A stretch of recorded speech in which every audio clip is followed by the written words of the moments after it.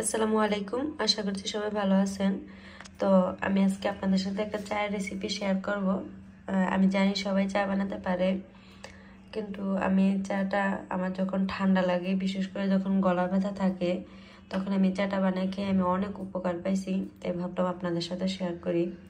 তো আমি এদিকে নিয়েছি হচ্ছে দারুচিনি, মানে ঠেঙ্গা, এদিকে হচ্ছে এলাচ, আর এদিকে লবঙ্গ, নাকফুল, আমরা নাকফুল বলি আর কি।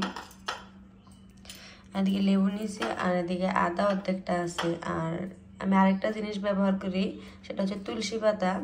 বর্তমানে আমার কাছে নাই, সেজন্য আমি এগুলা দিয়েই বানাচ্ছি। আর আপনাদের হাতের কাছে যদি তুলসী পাতা থাকে তাহলে অবশ্যই দিবেন।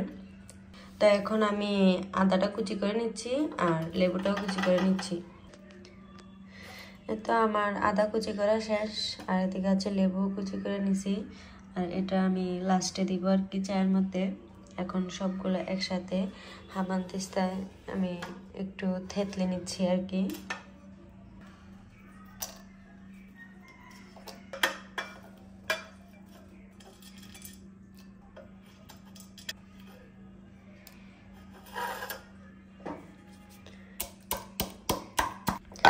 তো সবগুলো আমি আদা ভাঙা করে নিছি। আর লেবুটার কারণে একটু তিতা লাগতে পারে। আর এই চাটা কিন্তু আমি মজার জন্য বানাইতেছি না, এটা বানাই আমি সবসময় যাতে আমার ঠান্ডাটা ঠিক হয়, গলা ব্যথাটা কমে। আপনারা অবশ্যই ট্রাই করে দেখবেন, আমি নিশ্চিত আপনারা উপকার পাইবেন। আমি এই কাপের 2 কাপ চা বানাবো, আর পানি দিব মোট 3 কাপ। কারণ আমি অনেকক্ষণ ধরে পানিটা ফুটাইবো, তো পানি কমে যাওয়ার চান্স অনেক বেশি, সেজন্য 3 কাপ পানি দিব আর কি। তো আমার পানি নেওয়া শেষ। এখন পানির মধ্যে যে মশলাটা, এই মশলাটা আমি দিয়ে দেবো পানির মধ্যে। তো আমার মশলাটা দেওয়া শেষ, আর এটার মধ্যে আমি এখন একটু লবণ দিয়ে দেব। এতটুকু দিলেই হবে। এখন এটাকে ভালো করে ডেকে অনেকক্ষণ ধরে পানিটা ফুটাইব। এই তো পানিটা আমার ফুটে গেছে, একবার বলক উঠছে, কিন্তু আমি আরো ফুটাবো, পানিটা আরো কমবে। এখন আমি ডেকে দেব।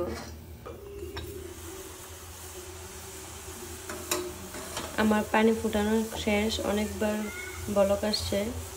তো এখন গ্যাসটা আমি কমিয়ে দেখাই।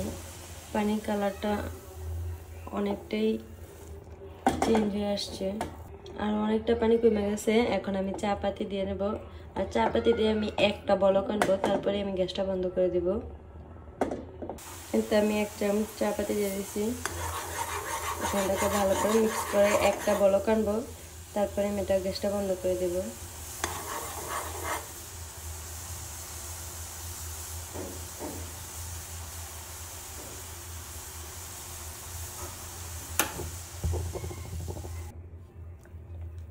এখন আমি চায়ের কাপে ঢেলে নিই। চা কাপে ঢালা শেষ। 2টা কাপ কিন্তু পুরো হয় নাই, দেখেন খালি রয়েছে।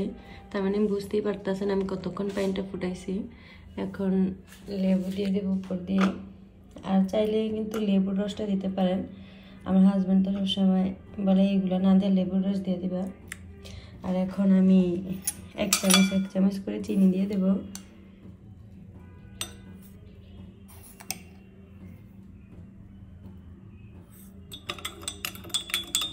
আর কালারটা দেখতে পারতেছেন না কি বুঝতেছি না, আমি কিন্তু একদম লাল করি নাই।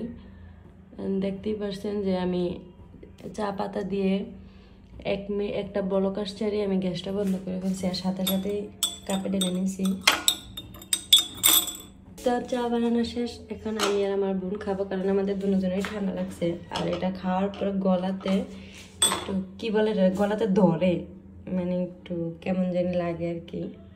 আগে বলতেছি, বারবার বলতেছি, আগে একবার বলছি, এখনো বলতেছি যে এটা আমি টেস্টের জন্য বানাই নেই, এটা শুধু আমার গলা ব্যথাটা ঠান্ডাটা কমানোর জন্য বানানো হয়েছে আর কি।